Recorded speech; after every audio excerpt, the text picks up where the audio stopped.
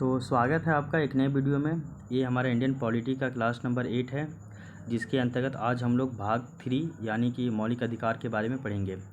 हम सभी को पता है भाग 3 जिसके अंतर्गत जो है आर्टिकल 12 से लेकर आर्टिकल 35 तक आपका मौलिक अधिकार के बारे में जिक्र किया गया है, ठीक है।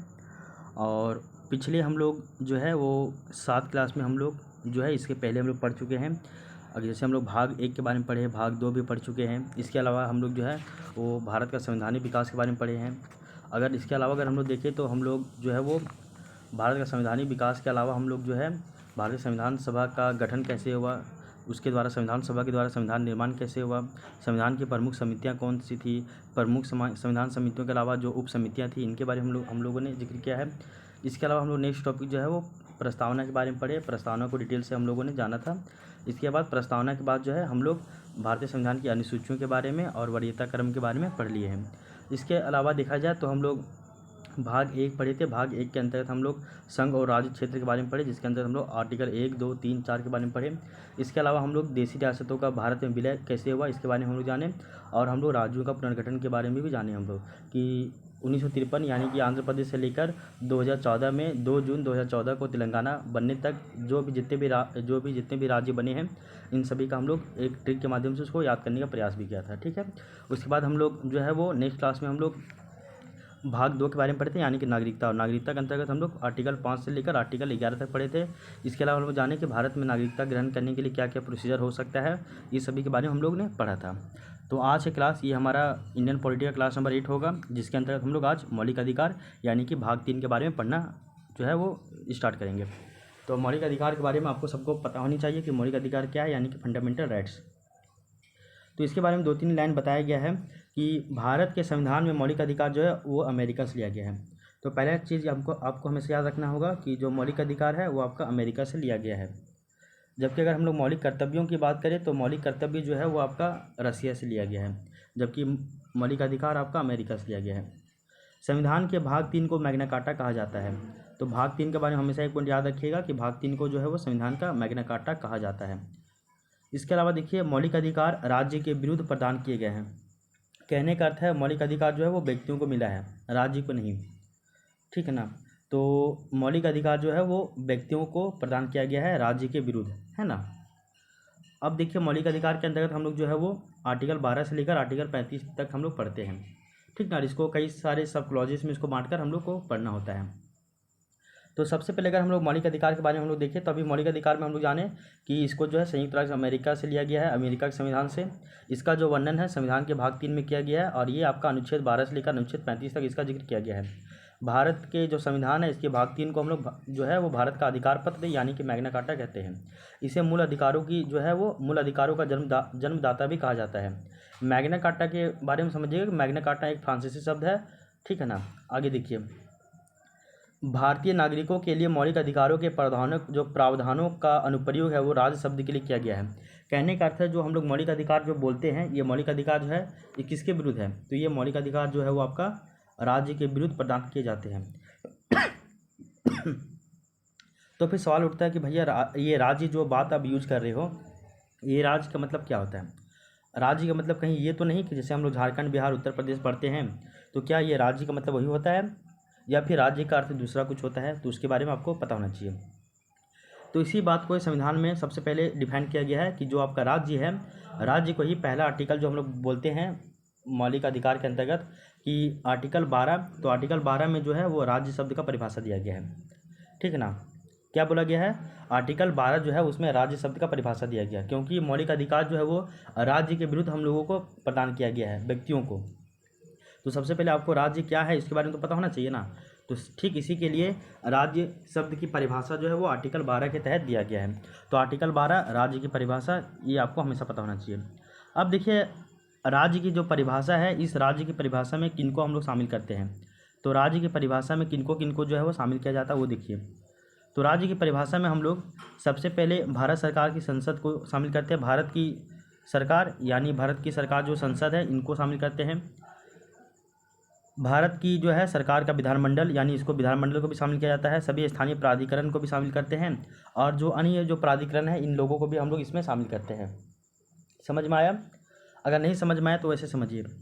हम लोग समझते हैं कि जब भी हम लोग बात करते हैं तो सरकार का तीन अंग होता है मेन। एक आपका विधायिका, एक है कार्यपालिका, एक है न्यायपालिका। विधायिका का अगर हम लोग सेंटर में देखें तो आपका लोकसभा हो गया। वहीं अगर कार्यपालिका अगर सेंटर में देखें तो प्रधानमंत्री, राष्ट्रपति, मंत्रिपरिषद, ये सभी हो गए। वहीं अगर हम लोग न्यायपालिका देखें सेंटर में तो आपका सुप्रीम कोर्ट हो गया। और इसी के बोलते हैं ना कि समकालीन जो है राज्यों में भी देखने को मिलता है विधायिका, कार्यपालिका, न्यायपालिका। राज्यों में विधायिका का जो है वो आपका विधान परिषद और विधानसभा के रूप में देखने को मिलता है। वहीं अगर हम लोग कार्यपालिका की बात करें राज्यों में तो आपका मंत्रिपरिषद, राष्ट्रपति ये राज्यपाल और आपका मुख्यमंत्री देखने को मिलता है। और वहीं अगर हम राज्यों में न्यायपालिका की बात करें तो आपका हाई कोर्ट और आपका सबऑर्डिनेट कोर्ट है, ये सभी इनके अंतर्गत ही आते हैं। तो आपको समझना होगा राज्य शब्द का जो परिभाषा है इसके अंतर्गत केंद्र सरकार की विधायिका, कार्यपालिका और न्यायपालिका सब आ जाएगा। राज्य सरकार की विधायिका, कार्यपालिका, न्यायपालिका सभी आ जाएगा। इसके अलावा जितने भी स्थानीय प्राधिकरण है ये सभी जो है वो राज्य शब्द की परिभाषा के अंतर्गत आ जाएगा। कोई सरकारी कंपनी भी है वो भी राज्य शब्द की परिभाषा में आएगा। कोई प्राइवेट कंपनी भी है वो भी राज्य शब्द की परिभाषा के अंतर्गत ही शामिल होता है। तो इसमें बोला गया है कि राज्य शब्द को परिभाषित अनुच्छेद 12 में किया गया है और राज्य शब्द में निम्नलिखित को शामिल किया गया है। पहला है भारत सरकार, दूसरा है भारत सरकार की जो है वो संसद, भारत की संसद, तीसरा है प्रत्येक राज्य की सरकार एवं विधानमंडल, और चौथा है भारत के राज्य क्षेत्र के भीतर सभी स्थानीय और अन्य प्राधिकरण। तो जितने भी स्थानीय और जो आपका अन्य प्राधिकरण है जो कि भारत के राज्य क्षेत्र के भीतर है, इन सभी को हम लोग आर्टिकल 12 के अंतर्गत शामिल करते हैं। इस वाले पॉइंट को आपको पता होना चाहिए, एकदम कंठस्थ होना चाहिए। ठीक है, आगे देखिए एक सवाल उठता है, नहीं सॉरी, ऊपर हम बताया ना कि विधायिका, कार्यपालिका, न्यायपालिका तीनों जो है वो राज्य शब्द के अंतर्गत आता है। ऊपर हल्का सा मिस्टेक हो गया, सॉरी। विधायिका और कार्यपालिका तो राज्य शब्द के अंतर्गत आ ही जाता है, लेकिन न्यायपालिका जो है वो इसके अंतर्गत नहीं आता है। ये अभी हम नहीं देखे थे, इसको कन्फ्यूजन हो गया। याद रखिएगा कि न्यायपालिका राज्य की परिभाषा के अंतर्गत नहीं आता है। ठीक है, तो न्यायपालिका नहीं आता, इस वाले पॉइंट को याद रखिएगा। ऊपर हम गलती से कन्फ्यूजन में बता दिए दूसरा चीज़। अब सवाल उठता है कि जो आपका हम बताए कि भारत के राज्य क्षेत्र के भीतर सभी स्थानीय और जो अन्य प्राधिकरण है ये सभी इसके अंतर्गत आते हैं। तो अन्य प्राधिकरण में हम लोग किसको शामिल करते हैं? तो एक केस आया था, वो केस था आपका सोम प्रकाश बनाम भारत संघ, जो कि 1981 में एक वाद आया था, यानी केस आया था। तो सोम प्रकाश बनाम भारत संघ 1981 के बाद में सुप्रीम कोर्ट ये बताता है कि अन्य प्राधिकरण के तहत किनको किनको शामिल किया जाता है। तो अन्य प्राधिकरण के तहत जो है हम लोग है, अन्य प्राधिकरण के अंतर्गत हम लोग सरकार के संसाधन यानी कि रिसोर्सेज को शामिल करते हैं। सरकार की कार्यविधि से संचालित यानी फंक्शन को हम लोग शामिल करते हैं। पूर्व इतिहास सरकार का, इसको भी हम लोग शामिल करते हैं। एग्जाम्पल देखिए, सभी राष्ट्रीयकृत जितना भी बैंक है यानी कि नेशनलाइज बैंक्स, इन सभी को हम लोग अन्य प्राधिकरण के अंतर्गत शामिल करते हैं।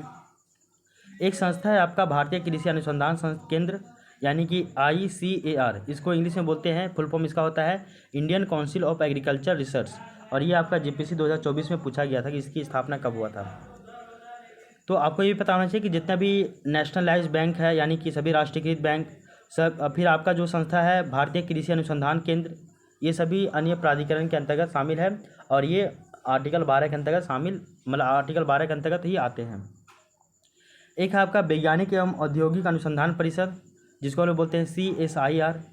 तो वैज्ञानिक एवं औद्योगिक अनुसंधान परिषद CSIR, और भारतीय कृषि अनुसंधान केंद्र, इसको बोलते हैं ICAR।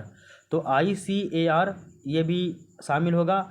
CSIR जिसका फुल फॉर्म होता है council for scientific and industrial research, ये होता है फुल फॉर्म CSIR का। इसके अलावा देखिए भारतीय खाद्य निगम यानी कि जिसको बोलते हैं IFC, इंडियन फूड कॉरपोरेशन, ये भी शामिल होगा। भारतीय इस्पात प्राधिकरण यानी कि ONGC, oil and natural gas commission, NTPC, गेल, भेल, सेल, सभी इसके अंतर्गत ही आएंगे। जैसे सेल का steel authority of India limited, इस सभी का जो है ये सभी इसी के अंतर्गत ही आएंगे। आपका अंतर्राष्ट्रीय विमानपत्तन प्राधिकरण जिसको लोग बोलते हैं IAA यानी कि इंटरनेशनल एयरपोर्ट अथॉरिटी। तो इंटरनेशनल एयरपोर्ट्स अथॉरिटी यानी कि IAA, अंतर्राष्ट्रीय विमानपत्तन प्राधिकरण, ये भी जो है वो आपका राज्य शब्द के अंतर्गत ही शामिल होते हैं और ये सभी जो है वो आपका अन्य प्राधिकरण के अंतर्गत शामिल होंगे। तो अगर अन्य प्राधिकारी की बात करें या अन्य प्राधिकरण की बात करें तो सोम प्रकाश वर्सेस बानम जो भारत संघवाद है 1981 में आया था, इसमें सुप्रीम कोर्ट इसको बहुत डिटेल से इसको बतलाता है, ठीक है ना। तो यहाँ तक आपको पता होना चाहिए। तो ये था हमारा आर्टिकल 12 कंप्लीट हो गया। आर्टिकल 12 जो है हमेशा आपको पता होना चाहिए। अब देखिए आर्टिकल 13 के बारे में हम लोग पढ़ते हैं। आर्टिकल 13 क्या है? तो इसके अंतर्गत राज्य किसी ऐसे कानून का निर्माण नहीं करेगा जो मौलिक अधिकारों के विरुद्ध हो। तो आर्टिकल 12 हम लोग देख रहे हैं कि राज्य का परिभाषा है। आर्टिकल 13 में बोलता है कि आर्टिकल 13 के अंतर्गत जो है राज्य है वो ऐसा कोई भी कानून नहीं बनाएगा जो कि आपके मौलिक अधिकारों के खिलाफ हो। तो राज्य ऐसा कोई भी कानून नहीं बनाएगा जो मौलिक अधिकारों के खिलाफ हो, ये आर्टिकल 13 में बताया गया है। और आर्टिकल 13 का 4 क्लॉजेस है। Article 13 clause 1, 13 clause 2, 13 clause 3, 13 clause 4, इस तरह करके इसको जो है वो 4 क्लॉजेज में इसके बारे में बताया गया है। आर्टिकल 13 में बोला है कि इसके अंतर्गत राज्य जो है वो ऐसा कोई भी कानून का निर्माण नहीं करेगा जो मौलिक अधिकारों के विरुद्ध हो या फिर उसके खिलाफ हो। समझ में आ गया? अब देखिए आर्टिकल 13 क्लॉज 1 के बारे में। आर्टिकल 13 क्लॉज 1 ये भी इंपॉर्टेंट है। इसमें बोला गया है कि संविधान से पूर्व की विधियों के बारे में इसमें बताया गया है कि संविधान बनने से पहले भी अगर कोई विधि है और अगर वो विधि आपके मौलिक अधिकारों का हनन करता है कि नहीं करता है, इसके बारे में जो है वो आर्टिकल 13 क्लॉज 1 में बात किया गया है। तो संविधान से पूर्व की विधियों के बारे में प्रावधान किया गया है आर्टिकल 13 क्लॉज 1 में। जैसे कि आपका आईपीसी हो गया और जैसे कि आपका सीआरपीसी हो गया। आईपीसी कहने का अर्थ आपका इंडियन पैनल कोड। तो आईपीसी और जो आपका सीआरपीसी है ये सभी आपका संविधान से पूर्व की विधियां हैं। और इसका जो है इसके बारे में हम लोग जानते हैं कि आर्टिकल 13 क्लॉज 1 में इसके बारे में बताया गया है। और आपको ये एक पॉइंट पता होना चाहिए कि आईपीसी जो है वो 1860 ईस्वी में बना था। और आईपीसी को अब हम लोग नाम चेंज करके बीएनएस कर दिए हैं, बीएनएस। और बीएनएस का फुल फॉर्म क्या होता है? तो भारतीय न्यायिक संहिता। तो भारतीय न्यायिक संहिता ये आईपीसी का नाम चेंज हो गया है, ठीक ना। अगर एक पॉइंट और भी देखें तो ये था आपका आर्टिकल 13 क्लॉज 1 के बारे में। आर्टिकल 13 क्या कहता है वो हम लोग जान गए हैं कि राज्य ऐसा कोई भी विधि नहीं बनाएगा जो आपके मौलिक अधिकारों का हनन करे। 13 क्लॉज 1 में संविधान से पूर्व बनी हुई जितनी भी विधियां हैं इनके बारे में यहाँ पे प्रावधान किया गया है, जैसे कि आईपीसी और सीआरपीसी के बारे में। आईपीसी का नाम बदल के आप बीएनएस रख दिया गया, यानी कि भारतीय न्यायिक संहिता। आईपीसी आपका 1860 ईस्वी में बना था। यहाँ तक हम लोग जान गए हैं। अब आइए आर्टिकल 13 क्लॉज 2 के बारे में। तो आर्टिकल 13 क्लॉज 2 के बारे में पढ़ते हैं। तो संविधान के लागू होने के बाद की विधियों के बारे में इसमें प्रावधान किया गया है। संविधान बनने से पहले जो विधि बन चुका था उसका प्रावधान आर्टिकल 13 क्लॉज 1 में किया गया है। वहीं संविधान बनने के बाद अगर कोई विधि बनता है जो आपके मौलिक अधिकारों का हनन करता है तो उसका जिक्र जो है वो आर्टिकल 13 क्लॉज 2 में किया गया है, ठीक है। आगे देखिए आर्टिकल 13 क्लॉज 3 जो है, तो इसमें आर्टिकल 13 क्लॉज 3 में जो है वो विधि शब्द की परिभाषा दिया गया है कि ये जो बार बार हम विधि विधि जो बोल रहे हैं ये विधि आखिर है तो है क्या। तो विधि शब्द का जो परिभाषा है वो आपका आर्टिकल 13 क्लॉज 3 में किया गया है। तो विधि शब्द का परिभाषा आर्टिकल 13 क्लॉज 3 में किया गया है। तो विधि की परिभाषा के अंतर्गत और अध्यादेश यानी कि ऑर्डिनेंस, आदेश यानी कि ऑर्डर, उपविधियाँ, नियम, विनियम यानी रूल और रेगुलेशन, अधिसूचना यानी कि नोटिफिकेशन, और रूढ़ियाँ और प्रथाएँ, तो कस्टम और जो रिचुअल्स है ये सभी विधि शब्द के अंतर्गत ही आते हैं। तो आर्टिकल 1 में आर्टिकल 13 क्लॉज 1 में संविधान से पहले बनने वाली विधियों के बारे में बताया गया है। आर्टिकल 13(2) में संविधान के बाद बनने वाली विधियों के प्रावधान किया गया है। आर्टिकल 3 में जो है विधि शब्द की परिभाषा दिया गया है। और विधि शब्द के परिभाषा के अंतर्गत अध्यादेश, आदेश, उपविधियाँ, नियम, विनियम, अधिसूचनाएँ और आपका रूढ़ि और प्रथाएँ इन सभी को शामिल किया गया है। यहाँ तक आपको पता होना चाहिए।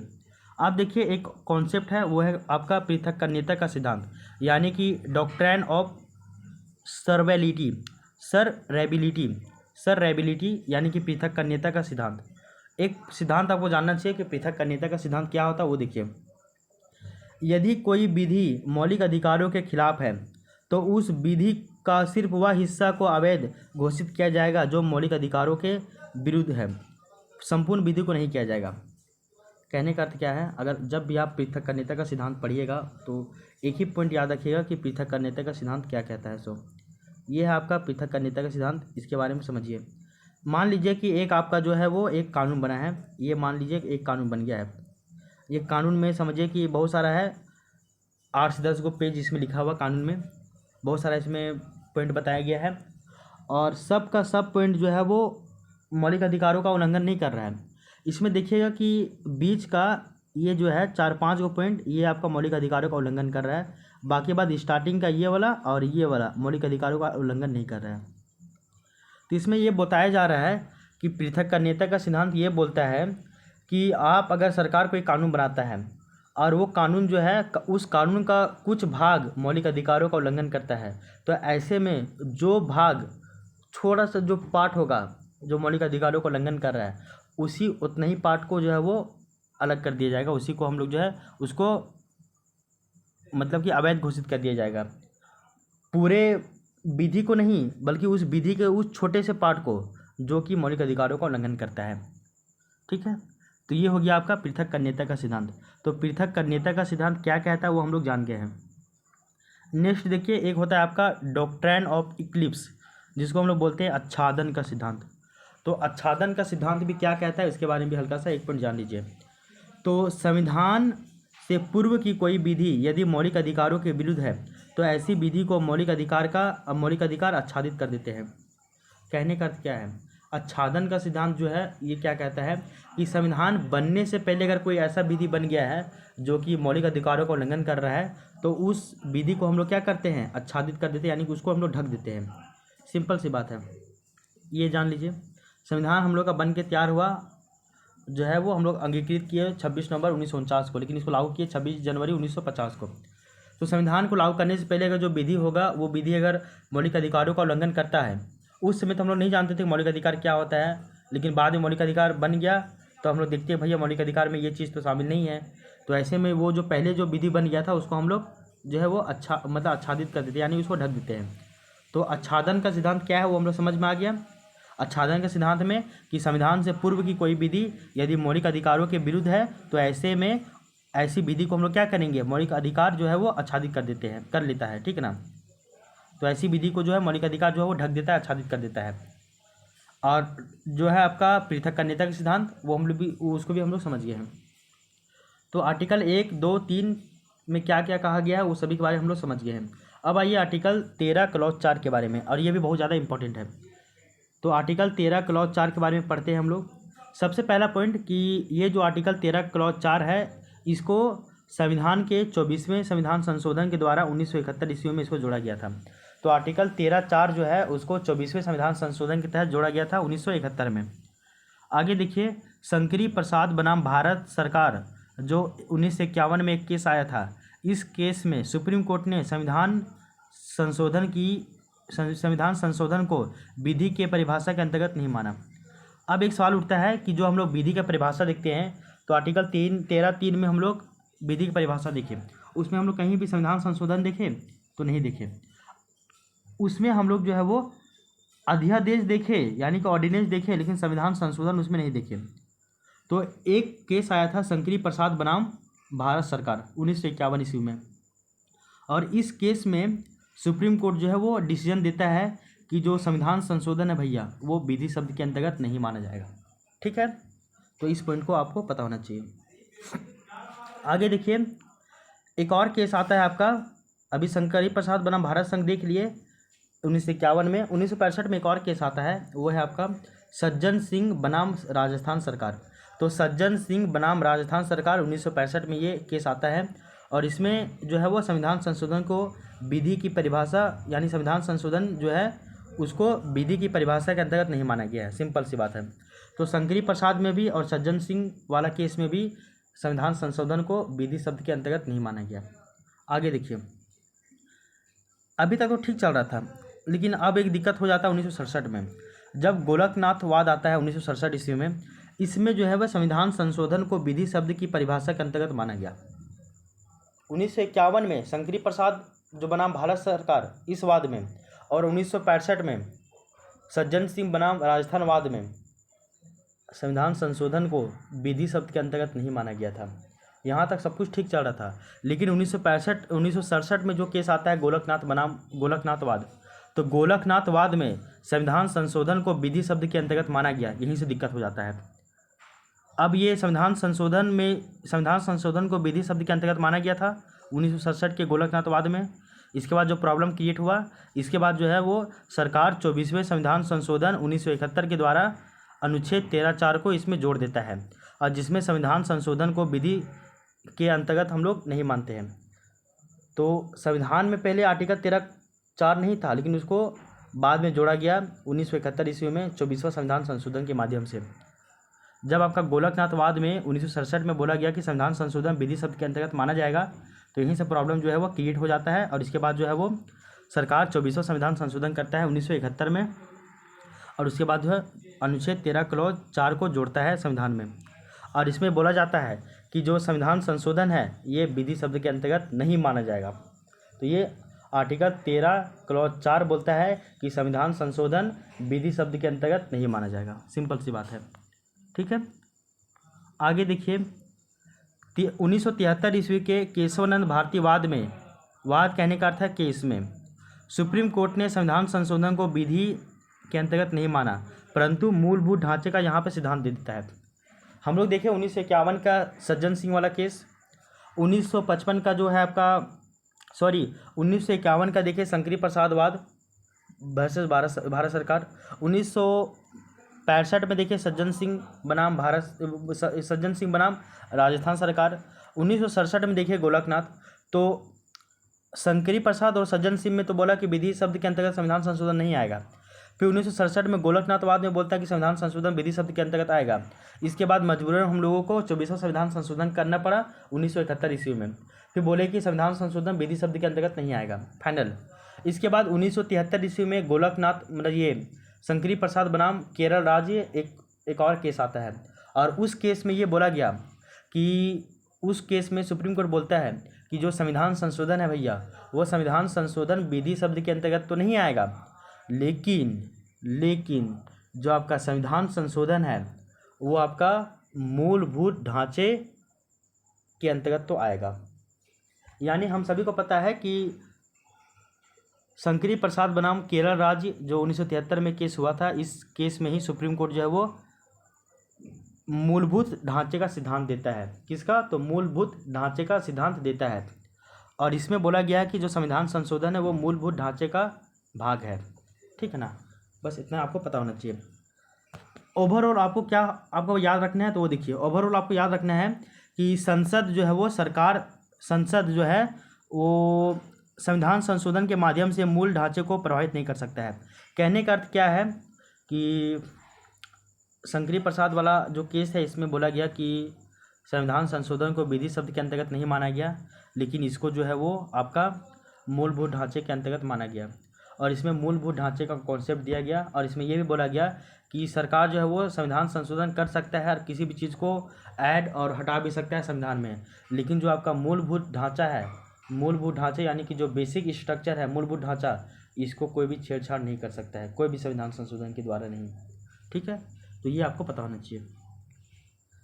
तो ये हमारा आर्टिकल 13 भी यहाँ पे ख़त्म हो जाता है।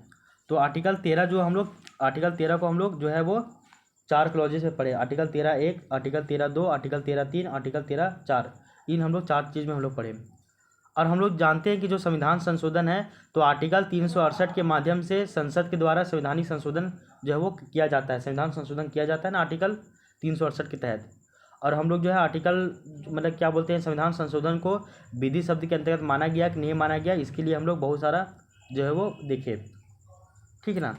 इसके बाद एक पॉइंट और भी आपको याद होना चाहिए, और वो पता होना चाहिए कि मूल संविधान जब संविधान बन के तैयार हुआ था तो इसमें संविधान में टोटल 7 गो मौलिक अधिकार था, लेकिन 44वां संविधान संशोधन 1978 के द्वारा जो आपका संपत्ति का अधिकार है, जो कि आपका अनुच्छेद 31 में था, और आपका अनुच्छेद 19 क्लॉज 1 क्लॉज F में भी शामिल था, उसको मौलिक अधिकार की सूची से हटाकर संविधान के भाग 12 में अनुच्छेद 300 का के अंतर्गत एक नॉर्मल कानूनी अधिकार के रूप में रख दिया गया। पहले था वो मौलिक अधिकार, बाद में बन गया कानूनी अधिकार। पहले था वो आर्टिकल 31 में आर्टिकल 31 में और आर्टिकल 19 क्लॉज 1 क्लॉज F में था, और अब हो गया आर्टिकल 300 का में, ठीक है ना। बस इतना याद रखना है आपको, किस संविधान संशोधन के तहत, तो 44वां नंबर के संविधान संशोधन के तहत, ठीक है। इसके अलावा एक पॉइंट और भी आपको ये पता होना चाहिए कि 1931 ईस्वी में कराची अधिवेशन, जिसके अध्यक्ष होते हैं सरदार वल्लभ भाई पटेल, उसमें कांग्रेस ने घोषणा पत्र में मूल अधिकारों की मांग की थी और मूल अधिकारों का जो प्रारूप है वो जवाहरलाल नेहरू ने बनाया था। तो यहाँ तक आपको पता होना चाहिए। इसके बाद अगर हम लोग मौलिक अधिकार के बारे में देखें तो मौलिक अधिकार का एक ब्रीफ इंट्रोडक्शन दिया जाता है कि हम लोग आर्टिकल 14 से लेकर आर्टिकल 18 तक जो है वो समता या फिर समानता का अधिकार के बारे में पढ़ते हैं। तो समता या फिर समानता के अधिकार के बारे में हम लोग आर्टिकल 14 से लेकर आर्टिकल 18 तक पढ़ते हैं। वहीं देखिए सेकेंड नंबर जो है आपका आर्टिकल 19 से लेकर आर्टिकल 22 तक हम लोग स्वतंत्रता के अधिकार के बारे में पढ़ते हैं। आर्टिकल 23 और आर्टिकल 24 में हम लोग शोषण के विरुद्ध अधिकार पढ़ते हैं और आर्टिकल 25 से लेकर आर्टिकल 28 के बीच में हम लोग धार्मिक स्वतंत्रता का अधिकार पढ़ते हैं। वहीं आर्टिकल 29 और 30 के अंतर्गत हम लोग शिक्षा एवं संस्कृति का अधिकार के बारे में पढ़ते हैं और आर्टिकल 32 जो है वो आपका संवैधानिक उपचारों का अधिकार ये है आर्टिकल 32। तो ये आपको पता होना चाहिए कि हम लोग जो है वो सारा जो मौलिक अधिकार के बारे में हम लोग पढ़ लिए, समझ गए, मतलब पॉइंट। अब इसको हम लोग एक एक करके इसके बारे में जानेंगे। पहले संविधान में 7 गो मौलिक अधिकार था, अब कितना है, 6 गो है। तो 14 से 18, 19 से 22, 23 और 24, फिर 25 से 28, फिर 29 से 30, फिर आपका 32। ऐसे पढ़ना होगा आपका 6 मौलिक अधिकारों के बारे में। अब देखिए हम लोग एक एक करके बात करते हैं। तो सबसे पहले जो है आपका आर्टिकल 14 से लेकर आर्टिकल 18 के बीच में समता या फिर समानता का अधिकार आता है, जो कि आपका मौलिक अधिकार है। तो समता या फिर समानता का अधिकार ये आपका आर्टिकल 14 से लेकर आर्टिकल 18 तक आता है। तो पहले हम लोग आर्टिकल 14 के बारे में पढ़ेंगे, फिर 15, फिर 16, फिर 17, फिर 18 और 18 तक जब हम लोग पढ़ लेंगे तो आपका फिर समता या फिर समानता का अधिकार जो है वो कंप्लीट हो जाएगा। तो पहले हम लोग समता का अधिकार के बारे में पढ़ते हैं। समता यानी कि समता या फिर समानता का अधिकार आर्टिकल 14 से लेकर आर्टिकल 18 तक। अब देखिए जो आपका आर्टिकल 14 है, तो आर्टिकल 14 में 2 ठो प्रावधान किया गया है। कितना, तो 2 ठो। आर्टिकल 14 जो है आर्टिकल 14 में 2 ठो प्रावधान किया गया है। एक है आपका विधि के समक्ष समता या फिर समानता, विधि के समक्ष समता या फिर समानता, और दूसरा है विधियों का समान संरक्षण। ठीक है, क्या बोले हैं उसको आप एक बार समझ लीजिए। बोला ये गया है कि आर्टिकल 14 जो है उसमें राज्य किसी व्यक्ति को 2 तरह का जो है वो स्वतंत्रता देता है। स्वतंत्रता नहीं बोल सकते, मतलब कि राज्य जो है वो किसी व्यक्ति को 2 तरह का समता देता है। एक है आपका विधि के समक्ष समता या फिर समानता और दूसरा है आपका विधि का समान संरक्षण। राज्य बोलता है राज्य किसी भी व्यक्ति को विधि के समक्ष समता से और विधि के समान संरक्षण से इससे किसी भी व्यक्ति को वंचित नहीं करेगा। कौन, राज्य। विधि के समक्ष समता यानी कि इक्वालिटी बिफोर लॉ, कहने का अर्थ है कि कानून के लिए सब समान है, सब बराबर है। और होता है एक और अन्य दूसरा नंबर है आपका विधियों का समान संरक्षण, यानी कि इक्वल प्रोटेक्शन ऑफ लॉ, कहने का अर्थ है समान परिस्थितियों में समान व्यवहार। अब देखिए इसके बारे में एक एक करके डिटेल से समझाया गया है। ये जो आपका विधि के समक्ष समता है, जिसको हम लोग बोलते हैं इक्वालिटी बिफोर लॉ, यानी कि कानून के नज़र में सब बराबर है, कानून के लिए सब बराबर है, ये आपका ब्रिटेन से लिया गया। कहाँ से, तो ब्रिटेन से। वहीं सेकेंड नंबर जो है आपका विधियों का समान संरक्षण, जिसको हम लोग बोलते हैं इक्वल प्रोटेक्शन ऑफ लॉ, इसका अर्थ होता है समान परिस्थितियों में समान व्यवहार, और ये आपका यूएसए से लिया गया है। तो विधि के समक्ष समता ब्रिटेन से लिया गया है, जबकि विधियों का समान संरक्षण यूएसए से लिया गया है। ठीक है, ये आपको पता होना चाहिए। तो कानून सबके लिए बराबर है, ये इक्वलिटी बिफोर लॉ कहता है, यानी कि विधि के समक्ष समता कहता है। वहीं समान परिस्थितियों में समान व्यवहार किया जाएगा, ये इक्वल प्रोटेक्शन ऑफ लॉ कहता है, यानी कि विधियों का समान संरक्षण कहता है। तो आई होप यहाँ तक आपको समझ में आया होगा। तो आर्टिकल 14 में राज्य किसी भी व्यक्ति को विधि के समक्ष समता और विधि के समान संरक्षण से वंचित नहीं करता है। ठीक है, अब इन दोनों के बारे में हम लोग एक एक करके पढ़ते हैं। तो पहले हम लोग देखते हैं कि विधि के समक्ष समानता या फिर समता यानी कि इक्वालिटी बिफोर लॉ के बारे में पढ़ते हैं। इस सिद्धांत को जो है वो ब्रिटेन से लिया गया है। पहला पॉइंट, विधियाँ सभी के लिए समान है, यानी कि कानून की नज़र में सभी लोग समान है। ये सिद्धांत जो है वो आपका A.V. डाइसी के सिद्धांत है। ये सिद्धांत किसके द्वारा लिया गया है, तो ये आपका A.V. डाइसी के द्वारा। अब बताया जाता है कि ये जो आपका विधि के समक्ष समानता है, ये सही है, नकारात्मक है या फिर सकारात्मक है। तो ये आपका नकारात्मक सिद्धांत है। तो विधि के समक्ष समानता यानी कि इक्वलिटी बिफोर लॉ, इसके बारे में पढ़े कि इस सिद्धांत को ब्रिटेन से लिया गया है। इसके नज़र में जो है वो कानून की नज़र में सभी विधियाँ समान है। ये जो सिद्धांत है वो आपका A.V. डाइसी का सिद्धांत है। वहीं ये जो सिद्धांत है वो आपका एक नकारात्मक सिद्धांत है। इसके अलावा देखिए विधियों का समान संरक्षण यानी कि इक्वल प्रोटेक्शन ऑफ लॉ, इसके बारे में देखते हैं। जिसका अर्थ होता है समान परिस्थितियों में समान व्यवहार किया जाएगा। ये जो सिद्धांत है ये आपका अमेरिका से लिया गया है, पहला पॉइंट। दूसरा पॉइंट कि ये परिस्थिति के अनुसार न्याय का सिद्धांत देता है। कहने का अर्थ है कि जैसा परिस्थिति होगा वैसा न्याय करता है। तो समान परिस्थितियों में समान व्यवहार किया जाएगा। जैसे कि एक बड़ा आदमी किसी व्यक्ति को गोली मार दिया है, तो बड़ा आदमी के लिए उम्र कैद का सज़ा या फिर उसको फांसी का सज़ा कुछ भी हो सकता है। लेकिन एक छोटा बच्चा के हाथ से गलती से रिवॉल्वर चल गया, उसके पिताजी पुलिस थे तो उनका रिवॉल्वर गलती से चल गया और एक व्यक्ति की मृत्यु हो गई, तो उसके लिए अलग तरह का जो है वो दंड मिलेगा। तो समान परिस्थिति अगर रहेगा तो समान तरह का व्यवहार किया जाएगा, इक्वल प्रोटेक्शन ऑफ लॉ के अंतर्गत, ठीक है ना। और ये आपका अमेरिका से लिया गया है। ये आपका एक तरह से सकारात्मक भेद है, सिंपल सी बात है, ये आपका सकारात्मक ही है ना। सकारात्मक कैसे, हम लोग अगर आप देखें तो बच्चा के नज़र में वो गुनाह नहीं था, लेकिन बड़ा की नज़र में वो गुनाह था, तो इसलिए सबका देख के हम लोग उसके लिए कानून बनाना चाहिए। तो ये एक तरह से आपका सकारात्मक है। यह एक धनात्मक सिद्धांत है, ये भी सही बात है। यह सकारात्मक भेद का सिद्धांत करता है, यानी कि अगर बच्चे को कम सज़ा मिल रहा है लेकिन बड़े को ज़्यादा सज़ा मिल रहा है तो बोलेगा नहीं भैया आप तो भेदभाव कर रहे हैं, बच्चा भी मारा तो एक आदमी मर गया, बड़ा भी मारा तो एक आदमी मर गया, अब दोनों को सज़ा एक ही जैसा मिलना चाहिए, तो नहीं, भेदभाव किया जा रहा है दोनों में, लेकिन ये जो भेदभाव है ये आपका सकारात्मक किया जा रहा है, ठीक है। तो यहाँ तक आपको समझ में आना चाहिए। तो विधि का समान संरक्षण और विधियों के समक्ष समता, इन दोनों पॉइंट को आपको समझना चाहिए। आगे देखिए, नोट में एक पॉइंट लिखा गया है कि मौलिक अधिकार की संकल्पना पूर्ण न होकर सहसंबंधित है। तो मौलिक अधिकार का जो कॉन्सेप्ट है वो पूरी नहीं है, बल्कि वो एक दूसरे से मिला हुआ है, एक दूसरे से जुड़ा हुआ है, ठीक है ना। इसके बाद देखिए, विधि के समक्ष जो समानता है इसके कुछ अपवाद भी है। विधि के समक्ष समानता यानी कि इक्वलिटी बिफोर लॉ के समक्ष कुछ अपवाद भी है, और अपवाद क्या है वो देखिए। तो अपवाद में जो है सबसे पहला पॉइंट है कि राष्ट्रपति और राज्यपाल के कार्यकाल के दौरान कोई भी फौजदारी मामला नहीं चलाया जा सकता है। आर्टिकल 361 में ये बात बोला गया है। तो राष्ट्रपति और राज्यपाल के विरुद्ध कोई भी जो है वो फौजदारी मामला नहीं चलाया जा सकता है आर्टिकल 361 के तहत, जब उन लोग कार्यकाल में रहेंगे तब। आगे देखिए, फौजदारी मामला तो चलेगा ही नहीं, पहला बात है। इसके अलावा दीवानी मामला चल सकता है, लेकिन दीवानी मामले में 2 महीने का नोटिस देना आवश्यक है, ये भी आर्टिकल 361 कहता है।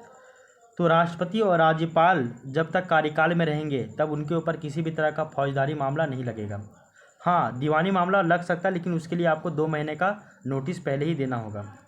आगे देखिए, राष्ट्रपति और राज्यपाल के निर्णय के प्रत्येक न्यायालय में कोई भी जवाबदेही नहीं है। तो राष्ट्रपति और राज्यपाल के निर्णय के प्रत्येक न्यायालय में कोई जवाबदेह नहीं है। संसद के सदस्यों संसद में कही गई बात के लिए न्यायालय में भी जवाबदेही नहीं है, ये भी आर्टिकल 105 में कहा गया है। जब हम लोग संसदीय सदस्यों का विशेषाधिकार की बात करते हैं तो उसमें ये भी बात बताया जाता है आर्टिकल 105 के तहत कि संसद के सदस्य जो संसद में कोई भी बात कह देते हैं, इसके लिए फिर उनको जो है न्यायालय में जाके जवाबदेही नहीं देना पड़ता है, आंसरेबल नहीं होते हैं। तो इस पॉइंट को भी आपको पता होना चाहिए। इसके अलावा देखिए, राज्य विधानमंडल के सदस्य विधानमंडल में कही गई बातों या बात के लिए न्यायालय में भी जवाबदेही नहीं होते हैं, और यह जो है आपका आर्टिकल 194 के तहत कहा गया है। तो अगर हम लोग देखें, संसदीय विशेषाधिकार 105 में है, जबकि जो है आपका क्या बोलते हैं विधानमंडल का विशेषाधिकार 194 में है। आगे देखिए, अनुच्छेद 14 का उल्लंघन नीति निर्देशक तत्वों के अनुच्छेद 39B और अनुच्छेद 39C को लागू करने में भी किया जा सकता है।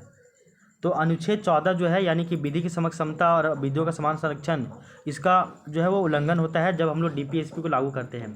तो जब हम लोग DPSP की बात करते हैं तो अनुच्छेद जो 39 है, तो अनुच्छेद 39 में कहा गया कि इसमें आर्थिक न्याय प्राप्त करने का जो सिद्धांत इसमें दिया गया है, और अनुच्छेद 39 जो है उसको अनुच्छेद 39 क्लॉज का, क्लॉज खा, क्लॉज गा, क्लॉज घा, क्लॉज अंगा, क्लॉज चा में इसको विभाजित किया गया है। टोटल जो है वो 6 प्रकार में। तो जब हम लोग 39B, तो 39B जो है वो कहता है कि समुदाय की भौतिक संपदा का स्वामित्व और नियंत्रण इस प्रकार बंटा हो जिससे सामुदायिक हितों का सर्वोत्तम साधन बन सके, और इस खंड के अधीन उद्देश्यों की पूर्ति करने के लिए राज्य उत्पादन के साधनों का राष्ट्रीयकरण भी कर सकता है। यानी कि जो उत्पादन का जो साधन है उन लोगों का वो राष्ट्रीयकरण भी कर सकता है राज्य। ये पहला अपवाद। दूसरा अपवाद जो है आपका आर्टिकल 39C में है, यानी कि आर्थिक व्यवस्था इस प्रकार चले कि जिससे धन और उत्पादन के साधनों का सर्वसाधारण के अहित के लिए केंद्र ना हो, यानी कि धन का समान वितरण होना चाहिए, ये बताया गया है इसमें, ठीक है ना। तो 39 गाँव में बोला गया कि धन जो है, जो रुपया पैसा है, वो एक व्यक्ति के हाथ में केंद्रित नहीं होगा, सभी के लिए वो समान वितरित होगा। तो जब हम लोग आर्टिकल 14 की बात करते हैं तो उसका उल्लंघन भी होता है नीति निर्देशक सिद्धांत में। आर्टिकल 39B और आर्टिकल 39C जो है इसको लागू करने में जो है उसका उल्लंघन होता है। तो ये आपका अपवाद हो गया। इसके अलावा देखिए, एक आपका वीना समझौता हुआ था 1961 ईस्वी में। तो वीना समझौता 1961 के तहत कूटनीतिज्ञों को विशेष प्रकार की स्वतंत्रता दे रखी है, जिसके तहत कूटनीति के खिलाफ किसी भी कानूनी या फिर फौजदारी मामला दर्ज नहीं किया जा सकता है। क्या बोले हैं देखिए, एक ना आपका वीना सम्मेलन हुआ था या फिर समझौता हुआ था 1961 में। इसमें बोला गया था कि अन्य जो देश होंगे उसके जो राज प्रमुख होंगे उनको कभी भी अरेस्ट नहीं किया जाएगा। इसके अलावा जो आपका यूएनओ के प्रतिनिधि हैं, यूएनओ मतलब यूनाइटेड नेशन ऑर्गेनाइजेशन के जो प्रतिनिधि होंगे, इनको भी कभी भी जो है वो ना कोई कानूनी, ना कोई फौजदारी, ना कोई दीवानी मामला इनके ऊपर जो है वो दर्ज होगा। तो ये भी इनके अपवाद है। तो आई होप ये वाला पॉइंट आपको समझ में आया होगा। ठीक है, आगे देखिए। तो ये आपका आर्टिकल 14 जो है वो आपका आर्टिकल 14 पूरी तरीके से कंप्लीट हो गया। आर्टिकल 14 हम लोग जाने कि राज्य किसी भी व्यक्ति को विधि के समक्ष समता या समानता और विधि के समान संरक्षण से वंचित नहीं करेगा। इन दोनों के बारे में हम लोग जाने। फिर इसका अपवाद भी है, अपवाद के बारे में जाने। अब देखिए आर्टिकल हम लोग 15 के बारे में पढ़ते हैं। आर्टिकल 15 हम लोग हमेशा जानते हैं कि आर्टिकल जो 15 है इसको भी टोटल 6 क्लॉजेज में बांटा गया है। आर्टिकल 15(1), आर्टिकल 15(2), आर्टिकल 15(2), फिर आर्टिकल 15(3), फिर आर्टिकल 15(4), फिर आर्टिकल 15(5), आर्टिकल 15(6). इन सभी में इसको जो है वो डिवाइड किया गया है। किसको? तो आर्टिकल 15 को। अब देखते हैं हम लोग सबसे पहले आर्टिकल 15 क्लॉज 1 के बारे में पढ़ते हैं कि राज्य किसी नागरिक के साथ जाति यानी कि कास्ट, धर्म यानी कि रिलीजन, लिंग यानी कि जेंडर, जन्म स्थान यानी कि प्लेस ऑफ बर्थ, मूल वंश यानी कि डेसेंट, इनके साथ किसी भी तरह का भेदभाव नहीं करेगा। तो आपका जो राज्य है वो राज्य किसी भी नागरिक के साथ जाति, धर्म, लिंग, जन्म स्थान, मूल वंश, इन सभी के आधार पे किसी के साथ भी भेदभाव नहीं करेगा। ठीक है ना। कितना आधार है? तो जाति पहला, धर्म दूसरा, लिंग तीसरा, जन्म स्थान चौथा, मूल वंश पाँचवा। तो मतलब 5 गो आधार है। तो 5 गो आधार पे जो है राज्य कभी किसी के साथ भेदभाव नहीं करेगा। तो राज्य जो है वो धर्म, मूल वंश, जाति, लिंग, जन्म स्थान के आधार पे भेदभाव नहीं करेगा। ये आपका आर्टिकल 15 क्लॉज 1 बोलता है। ठीक है। अब देखिए आर्टिकल 15 क्लॉज 2 के बारे में। आर्टिकल 15 क्लॉज 2 के बारे में इसमें बोला गया है कि राज्य और व्यक्ति किसी भी नागरिक के साथ धर्म, मूल वंश, जाति, लिंग, जन्मस्थान या इनमें से किसी भी आधार पर भेदभाव नहीं करेगा। आर्टिकल 15(1) बोला कि राज्य किसी के साथ भेदभाव नहीं करेगा। ये जो 3-4 आधार के आधार पे, 3-4 को जो आधार है इसके बेस पे। आर्टिकल 15 क्लॉज 2 बोलता है कि राज्य के साथ साथ व्यक्ति भी अब किसी के साथ जो है वो भेदभाव नहीं करेगा इन 4-5 गो आधारों के ऊपर। एग्जाम्पल के देखिए, दुकानों, सार्वजनिक भोजनालयों, होटलों और सार्वजनिक मनोरंजन के स्थानों में प्रवेश में किसी भी तरह का भेदभाव नहीं होगा। आर्टिकल 15 केवल राज्य के बारे में बताया गया था, राज्य भेदभाव नहीं करेगा। आर्टिकल 15 क्लॉज 2, आर्टिकल 15 क्लॉज 1 जो बोला कि राज्य किसी के साथ भेदभाव नहीं करेगा इन आधारों पे। फिर आर्टिकल 15 क्लॉज 2 बोलता है कि राज्य के साथ साथ व्यक्ति भी किसी के साथ भेदभाव नहीं करेगा इन आधारों पे। इसके बाद देखिए, पूर्णतः या फिर अंशतः राज्य निधि से पोषित कुओं, तालाबों, सार्वजनिक समागम के स्थानों उपयोग में भेदभाव नहीं होगा। कहने का अर्थ है कि आप किसी के साथ जो है वो पार्क वगैरह में, रेस्टोरेंट में, भोजनालय में, दुकानों में, सार्वजनिक समागम स्थल है, इन सभी में किसी के साथ भी किसी भी तरह का भेदभाव नहीं करेंगे। ये आपका आर्टिकल 15(1) बोलता है। और 15(2) बोलता है कि राज्य के साथ व्यक्ति भी नहीं करेगा। ठीक है ना। अब देखिए आर्टिकल 15(3) के बारे में पढ़ते हैं हम लोग। आर्टिकल 15(3) क्या है इसके बारे में देखिए। आर्टिकल 15(3) का अपवाद भी है, और अपवाद क्या है वो देख लीजिए आप। आर्टिकल 15(3) हम लोग ये हमेशा जानते हैं कि आर्टिकल 15(3) में बोला जाता है कि राज्य जो है वो महिला और बच्चों के लिए विशेष प्रावधान कर सकता है। तो राज्य जो है 15 क्लॉज 3 के तहत राज्य जो है वो महिलाओं के लिए और बच्चों के लिए विशेष प्रावधान कर सकता है। एग्जाम्पल के लिए, मातृत्व लाभ अधिनियम 1961 में आया था। यानी कि कोई व्यक्ति प्रेग्नेंट होती है लड़की, तो उनके लिए विशेष प्रावधान किया गया है 1961 के अधिनियम के द्वारा। घरेलू हिंसा संरक्षण अधिनियम 2005, यदि किसी महिला के साथ लड़ाई करता है उसका पुरुष, उसके घर वाले, उसके ससुराल वाले, तो उसके लिए वो घरेलू हिंसा संरक्षण अधिनियम के तहत वो केस ठोक सकती है। महिला आयोग बना था 1992 में, जो महिलाओं को प्रोटेक्ट करने के लिए इनके लिए विशेष प्रावधान करती है। इन सभी के बारे में आपको पता होना चाहिए। तो आर्टिकल 15 क्लॉज 3 में हम लोग जानते हैं कि राज्य जो है वो महिलाओं के लिए और बच्चों के लिए विशेष प्रावधान किया जाता है। बच्चों के लिए पार्क बनाया गया है, एग्जाम्पल के लिए समझिए। तो अब उस पार्क में जो है वो सीट रिजर्व कर दिया जाता है, मतलब सॉरी, बच्चों के लिए पार्क बनाया गया है। अब पार्क में जो बोलेगा कि नहीं बड़ा आदमी भी जाकर वहीं पे उतना ही खेले कूदेगा तो रोक टोक तो करेगा ना भाई, सिंपल सी बात है। महिला आयोग 1992 में बना। घरेलू हिंसा संरक्षण अधिनियम आपका 2005 में बना। फिर हम लोग जानते हैं कि वुमेंस का जो है फिजिकल में छूट मिलता है हर एक एग्जाम में, और जो विधानसभा लोकसभा का सीट जो होता है इन लोग में भी, इन लोगों का जो सीट है वो रिजर्व कर दिया जाता है, आरक्षित कर दिया जाता है। बच्चों के लिए शिक्षा के लिए जो है वो काम करता है। तो ये भेदभाव किया जा रहा है, लेकिन ये आपका पॉजिटिव डिस्क्रिमिनेशन किया जा रहा है, यानी कि सकारात्मक भेदभाव किया जा रहा है। ठीक है, इस वाले पॉइंट को भी आप समझ लीजिएगा। इसके अलावा देखिए, इसके अलावा एक आपका केस आता है 1951 ईस्वी में, चंपकम दुराई राजन बनाम मद्रास राज्य। तो चंपकम दुराई राजन बनाम मद्रास राज्य, इस केस में राज्य के सांप्रदायिक यानी कि कम्युनल ऑर्डर के खिलाफ चंपकम दुराई राजन ने सुप्रीम कोर्ट में जो है वो केस किया, जिसमें आर्टिकल 15 क्लॉज 1 29 को आदई के उल्लंघन के हवाले किया। राज्य अनुच्छेद 46 के हवाला दिया। सुप्रीम कोर्ट ने राज्य के आरक्षण को गलत साबित कर दिया। तो कहने का अर्थ क्या है,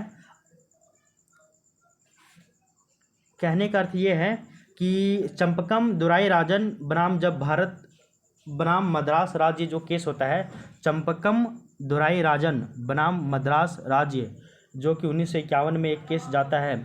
इस केस में चंपकम दुराई राजन जो है वो सुप्रीम कोर्ट में जाके ये केस कर देता है। तो सुप्रीम कोर्ट डिसीजन क्या देता है, देखिए डिसीजन देता है कि आर्टिकल 15(1) क्या है कि राज्य जो है वो किसी व्यक्ति के साथ भेदभाव नहीं करेगा, ठीक ना। और 29 को आदे के उल्लंघन का जो है हवाला किया, और राज्य जो है वो अनुच्छेद 46 के हवाला दिया। और अनुच्छेद 46 हम लोग जानते हैं, अनुच्छेद 46 क्या है उसको भी एक बार आप समझ लीजिए। अनुच्छेद जो 46 है, अनुच्छेद 46 में कहा गया है कि अनुसूचित जातियों, अनुसूचित जनजातियों और अन्य जो दुर्बल वर्ग है इनके शिक्षा और अर्थ संबंधी हितों के लिए अभिवृद्धि की जाएगी। तो ये बात बोला गया जब चंपकम दुराई राजन जो है वो मद्रास राज्य के खिलाफ जो है वो केस कर देता है, बोलता है कि हमारे साथ भेदभाव किया जा रहा है नौकरी वोकरी में, इन सभी में। तो इसमें सुप्रीम कोर्ट जो है वो बोलता है कि जो है अनुच्छेद 46 में कि जो लोग SC है ST है, जो दुर्बल वर्ग के लोग हैं, इनके शिक्षा उच्छा के लिए हम लोग जो है कुछ इन लोगों को प्रोत्साहन करेंगे, या फिर इन लोगों के लिए कुछ ना कुछ हम लोग काम करेंगे। तो राज्य ने इसी के विरुद्ध में प्रथम संविधान संशोधन के माध्यम से अनुच्छेद 15(4) को जोड़ता है। तो एक पॉइंट याद रखिएगा कि 15(3) तक तो पहले हम लोग सब कुछ ठीक चल रहा था। 15(4) में ये बोला गया था कि भैया जैसे आर्टिकल 46 में जो प्रावधान किया गया था ना, तो उसी के लिए जाकर जो है चंपकम दुराई राजन जो है वो आपका सुप्रीम मतलब कि मद्रास राज्य के खिलाफ जो है वो केस कर देता है। तो इस केस में सुप्रीम कोर्ट जो है वो बोलता है कि ठीक है भैया, इसमें प्रॉब्लम जो भी क्रिएट हो गया, इस प्रॉब्लम के बाद सुप्रीम कोर्ट का डिसीजन सुनने के बाद जो है वो संविधान संशोधन होता है, पहला नंबर संविधान संशोधन। और प्रथम संविधान संशोधन में ही आर्टिकल 15(4) को जोड़ दिया जाता है। और आर्टिकल 15(4) को जो जोड़ा गया तो उसमें बोला गया कि आपका कि सोशल एंड जो एजुकेशनल रूप से जो पिछड़ा हुआ, यानी कि सामाजिक और जो शैक्षणिक रूप से जो पिछड़े लोग, यानी कि पिछड़े लोगों के लिए, और जो SC और ST है इनके लिए राज्य जो है वो विशेष प्रावधान करेगा। तो जो आपका चंपकम दुराई राजन और मद्रास राज्य का जो 1951 ईस्वी में जो केस हुआ था, इसी केस के आधार पे पहला संविधान संशोधन होता है, और जिसमें आर्टिकल 15(4) को जोड़ा गया। और 15(4) में ये बोला गया कि जो राज्य है भैया, वो राज्य सामाजिक और शैक्षणिक रूप से जो पिछड़े हैं और जो SC और जो ST है इनके लिए विशेष प्रावधान करेगा। कब? तो पहला संविधान संशोधन 1951 के तहत 15(4) को जोड़ा गया, उसमें यह बात कहा गया। और कहीं ना कहीं आरक्षण का भी शुरुआत जो है वो इसी समय होता है, यानी कि इसी आर्टिकल से आरक्षण का भी स्टार्ट जो हो जाता है। तो बोला गया कि राज्य SC ST सामाजिक और शैक्षणिक रूप से पिछड़े लोगों के लिए आरक्षण का प्रावधान करेगा। आर्टिकल 15(4) में ये बात कहा गया है। शैक्षणिक संस्थानों में आरक्षण का प्रावधान करता है। किसमें? तो शैक्षणिक संस्थानों में जो आरक्षण है इसमें आरक्षण का प्रावधान किया जाता है। और 15(4) में ही जो है वो आपका ओबीसी का भी इसमें चक्र जो है जिक्र किया जाता है। और ओबीसी के लिए इसमें जो है वो आपका ओबीसी का जो है वो 2 भाग इसमें बांटा गया था ओबीसी के लिए। एक है आपका क्रीमी लेयर का कॉन्सेप्ट, एक है क्रीमी लेयर और एक है आपका नॉन क्रीमी लेयर। तो क्रीमी लेयर के बारे में बताया गया कि जो आपका सोशली और इकोनॉमिकली रूप से उन्नत है, यानी कि 8 लाख रुपये से ज़्यादा जिनका वार्षिक आय है उनको क्रीमी लेयर के अंतर्गत रखा गया है। और नॉन क्रीमी लेयर यानी कि जो सोशली और इकोनॉमिकली रूप से जो उन्नत नहीं है, यानी कि पिछड़े हुए हैं, जिनका वार्षिक आय 8 लाख रुपये से जिसका वार्षिक आय 8 लाख रुपये से कम है, उनको नॉन क्रीमी लेयर के अंतर्गत रखा गया है। तो creamy layer, non creamy layer जो कि ओबीसी में आता है, इसका भी कॉन्सेप्ट आपका आर्टिकल 15(4) में ही कहीं ना कहीं स्टार्ट हो जाता है। और हम लोग वर्तमान समय में जानते हैं ना कि आरक्षण किसको कितना % मिलता है आरक्षण। तो आरक्षण का व्यवस्था हम लोग जब देखें तो अगर कोई सीट है 100%, तो 100% में से जो जनरल है, जो आपका अनरिजर्व है, तो जनरल और अनरिजर्व वाले को 50.5% जो है वो आरक्षण मिलता है। तो 50.5% आरक्षण जनरल और अनरिजर्व कैटेगरी को मिलता है। वहीं 27% आरक्षण जो है वो ओबीसी वालों को मिलता है। वहीं 15% जो आरक्षण है वो आपका एससी लोगों को मिलता है। और जो आपका 7.5% आरक्षण है, यानी कि 7.5% जो आरक्षण है वो आपका एसटी लोगों को दिया जाता है। तो कोई भी सीट में ऐसा करके डिवीज़न किया गया है। तो 50% जनरल और अनरिजर्व को, 27% ओबीसी को, 15% एससी को और 7.5% एसटी को ये दिया गया है। और ये जो सिफारिश किया गया है ये आपका बीपी मंडल की सिफारिश के द्वारा ये है जो किया गया है। तो ये जितना भी आरक्षण का प्रावधान किया गया है ये आपका बीपी मंडल की सिफारिश के द्वारा ही किया गया है। तो ओबीसी के अंतर्गत हम लोग क्रीमी लेयर और नॉन क्रीमी लेयर वाला हम लोग पढ़ते हैं, ठीक है ना। इसके अलावा देखिए जो आपका क्रीमी लेयर और जो आपका नॉन क्रीमी लेयर वाला ये जो कॉन्सेप्ट आया था, ये इसके लिए एक समिति बनाया गया था, रामनंदन समिति। तो रामनंदन समिति जो कि 1993 में गठित हुई थी और इसका आधार था आय यानी कि इनकम। तो जिसका भी इनकम 8 लाख रुपये से ज़्यादा है उसको हम लोग सोशली और इकोनॉमिकली रूप से उन्नत मानते हैं और उनको जो है क्रीमी लेयर के अंतर्गत रखते हैं। और जिन परिवारों का 8 लाख रुपये से कम वार्षिक आय है उनको सोशली यानी कि सामाजिक और इकोनॉमिकली यानी कि आर्थिक रूप से उन्नत नहीं मानते हैं, तो इनको जो है नॉन क्रीमी लेयर के अंतर्गत शामिल किया गया है। ये आपको पता चल गया है। तो आर्टिकल 15(4) का इसके पीछे का कहानी हम लोग जाने। आर्टिकल 15(4) जो है इसके पीछे का एक ही रीज़न था कि जो आपका चंपकम दुराई राजन और जो आपका मद्रास राज्य के बीच में जो केस हुआ था 1951 में, यहीं से आपका स्टार्ट होता है। फिर लास्ट में जो है आपका पहला संविधान संशोधन करके आर्टिकल 15(4) को जोड़ दिया जाता है। यहाँ तक हम लोग पढ़ चुके हैं। इसके अलावा देखिए आर्टिकल 15(5) के बारे में हम लोग पढ़ते हैं। और आर्टिकल जो 15(5) है इसमें क्या बोला गया वो देखिए। इसमें बोला गया कि आर्टिकल जो 15(5) है इसको 93 नंबर के संविधान संशोधन के तहत इसको 2005 में जोड़ा गया था। तो आर्टिकल 15 क्लॉज 5 को 93वां संविधान संशोधन 2005 के तहत इसको जोड़ा गया था। और इसमें यह बात कहा गया कि एससी, एसटी और जो ओबीसी है, 3 गो नाम लिया गया। क्या क्या देखिए, एससी, फिर आपका एसटी और आपका ओबीसी। तो एससी, एसटी, ओबीसी इन तीनों को शैक्षणिक संस्थानों में प्रवेश के लिए आरक्षण दिया जाएगा। तो एससी, एसटी और ओबीसी इन तीनों को जो आपका उच्च शैक्षणिक संस्थान है वहाँ पे इन लोगों को आरक्षण दिया जाएगा, जैसे कि आईआईटी, जैसे कि आईएम, जैसे कि एम्स। तो इन सभी में इनको जो है वो उच्च शैक्षणिक संस्थानों में प्रवेश में इन लोगों को आरक्षण मिलेगा। किनको? तो एससी, एसटी और ओबीसी को आर्टिकल 15 क्लॉज 5 के तहत, जिसको 93 नंबर के संविधान संशोधन 2005 में जोड़ा गया था। तो ये इसमें प्रावधान किया गया है। तो इसको 93वां संविधान संशोधन 2005 में जोड़ा गया था। उच्च शैक्षणिक संस्थानों में जैसे कि आईआईटी, आईआईएम और एम्स इत्यादि में एससी, एसटी और एसईबीसी यानी कि सोशल एजुकेशनली बैकवर्ड कास्ट यानी कि ओबीसी मान लीजिए, इनको आरक्षण का प्रावधान किया गया था। ये आपका आर्टिकल 15 क्लॉज 5 कहता है। इसके बाद आइए आर्टिकल 15 क्लॉज 6 क्या कहता है इसके बारे में देखिए। आर्टिकल 15 क्लॉज 6 जो है इसके बारे में देखिए कि इसको संविधान के 103वें संविधान संशोधन 2019 के तहत इसको जोड़ा गया था। तो आर्टिकल 15 क्लॉज 6 को 103 नंबर के संविधान संशोधन के तहत 2019 में इसको जोड़ा गया था। और इसमें क्या प्रावधान किया गया वो देखिए। आर्थिक रूप से पिछड़े सवर्णों को आर्थिक रूप से पिछड़े सवर्णों को, सवर्ण कहने का अर्थ है आपका सामान्य वर्ग यानी कि जनरल या फिर जो अनरिजर्व है, इनकी बात की जा रही है। तो आर्थिक रूप से जो पिछड़े हुए हैं, देखो ऐसा नहीं कि सभी ब्राह्मण लोग सभी सवर्ण लोग अमीर ही हैं, तो जो आर्थिक रूप से जो पिछड़े सवर्ण हैं उनको आरक्षण दिया जाएगा आर्टिकल 15(6) के द्वारा। तो आर्टिकल 15(6) के माध्यम से आर्थिक रूप से पिछड़े सवर्णों को आरक्षण देने की बात की गई है। और इस सवर्ण में हम लोग सामान्य वर्ग, जनरल, अनरिजर्व को ही शामिल करते हैं। यानी किसका बात किया गया है, तो reservation for economically backward class. तो reservation for economically backward class का इसमें जिक्र किया गया है। और इसमें जो है आपका कितना परसेंट आरक्षण का बात किया गया है, तो वो है आपका 10%। तो 10% आरक्षण का बात कहा गया है। तो आर्टिकल 15(6) के बारे में आपको पता होना चाहिए कि इसको संविधान जो है वो 103 नंबर के संविधान संशोधन 2019 के तहत इसको जोड़ा गया। आर्थिक रूप से पिछड़े सामान्य वर्ग, आर्थिक रूप से पिछड़े सामान्य वर्ग के लोगों के लिए 10% का आरक्षण का इसमें प्रावधान किया गया है। तो आर्थिक रूप से पिछड़े सामान्य वर्ग के लोग यानी कि सवर्णों को, अनरिजर्व लोगों को, जनरल लोगों को, इन सभी लोगों को जो है वो 10% का आरक्षण दिया जाएगा जो आर्थिक रूप से पिछड़े होंगे। ठीक है ना, तो ये बात आपको इतना केवल पता होना चाहिए। तो मतलब जो आपका अनुच्छेद 15 जो है आर्टिकल 15, तो आर्टिकल 15 को article 15 clause 1, article 15 clause 2, article 15 clause 3, यहाँ तक तो सब कुछ ठीक चल रहा था। उसके बाद आर्टिकल 15 क्लॉज 4 जिसको पहले संविधान संशोधन 1951 में ऐड किया गया, और फिर यहाँ से आपका जो है वो मतलब कि SC ST के लिए यहाँ से विशेष प्रावधान किया गया था।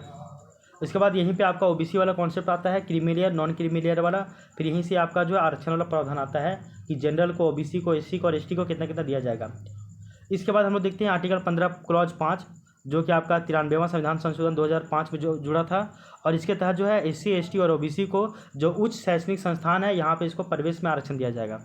इसके बाद आता है आपका लास्ट आर्टिकल 15 क्लॉज 6 जिसको 103 नंबर के संविधान संशोधन 2019 में ऐड किया गया था, और इसमें बोला गया कि जो आर्थिक रूप से जो पिछड़े सवर्ण है यानी कि सामान्य वर्ग के लोग हैं, जनरल है, अनरिजर्व कैटेगरी के लोग हैं, इनको आरक्षण दिया जाएगा, जिसको हम बोलते हैं reservation for economically backward class. तो reservation for economically backward class इसका जो है वो जिक्र किया गया आर्टिकल 15 क्लॉज 6 में।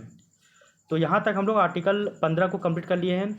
तो आज की क्लास में हम लोग जो है आर्टिकल 12 के बारे में पढ़े, आर्टिकल 13 के बारे में पढ़े, 13 का चारों क्लॉज इनके बारे में पढ़े। आर्टिकल हम लोग जानते हैं कि समता या फिर जो समानता का अधिकार है वो आपका आर्टिकल 14 से लेकर आर्टिकल 18 तक है। तो आर्टिकल 14 के बारे में पढ़े जिसके अंतर्गत हम लोग विधि के समक्ष समान समता और विधियों के समान संरक्षण के बारे में पढ़े। आर्टिकल 15 के बारे में हम लोग डिटेल से पढ़े। फिर हम लोग कल के क्लास में आर्टिकल 16 जो है उसका भी 6 क्लॉजेस है इनके बारे में, फिर आर्टिकल 17 के बारे में, फिर आर्टिकल 18 के बारे में, इसके बारे में पढ़ के जो है आपका समता या फिर समानता का जो अधिकार इसको कंप्लीट कर लेंगे। इसके बाद हम लोग नेक्स्ट अधिकार के बारे में जाएंगे जो कि आपका स्वतंत्रता का अधिकार है, और उसके बारे में हम लोग आर्टिकल 19 से लेकर 22 तक के बीच में हम लोग पढ़ेंगे। आर्टिकल 19 से लेकर 1922 आर्टिकल 19 से लेकर आर्टिकल 22 तक जो है स्वतंत्रता का अधिकार दिया हुआ है। तो बहुत फास्ट में ये बोलते गए हम, क्योंकि ये सब चीज़ सबको पढ़ा हुआ रहता है, तो इसलिए इसको हम जल्दी जल्दी इसको आगे बढ़े हैं। तो मौलिक अधिकार आपका बहुत इंपॉर्टेंट है, आप इसको हमेशा कंठस्थ करके याद करके रखिएगा। तो ठीक है, तो मिलते हैं हम लोग अब नेक्स्ट क्लास में, तब तक के लिए thank you, take care, bye bye.